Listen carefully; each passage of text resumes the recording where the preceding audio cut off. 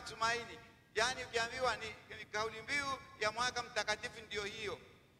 Jubilee kuu mwaka mtakatifu 2025, mahujaji katika matumaini.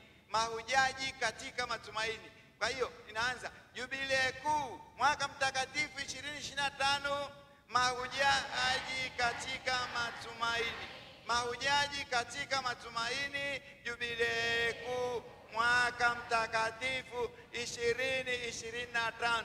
Tuko kwenye mwaka mtakatifu. Kwenye kanisa Katoliki kuna utamaduni huo, kila baada ya miaka 25 tunaadhimisha Jubilee kuu na ni mwaka mtakatifu.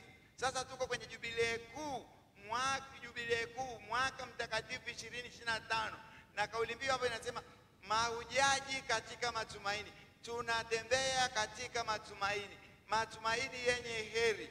Pamoja na yote tunayokutana nayo njiani, tunatembea katika matumaini kama wanafunzi wa Yesu, kama mitume, kama wafuasi wa Yesu. Tuna matumaini katika yeye, hatutashinda kamwe.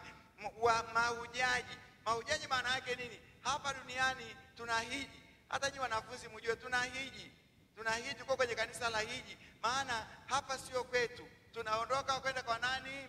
Kurudi kwa Baba wa milele. Mungu alituumba ili tumjue, tumpende, tumtumikie na baadaye tukaishi naye milele.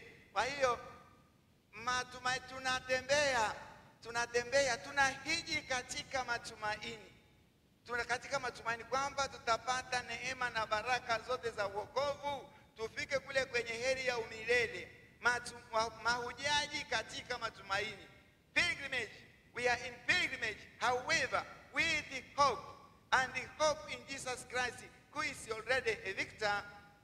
He has already is risen, and we are sure that we are going to participate in his eternal joy. Kwa lazima na nyinyi muingie hapo. Naweka plano. Lazima maana ni wanafunzi walioko katika mwaka wa 2025 na wanasoma katika shule ya kanisa Katoliki. Tutembee na kanisa, sentire kuma iglesia. Jubilee kuu mwaka mtakatifu 2025.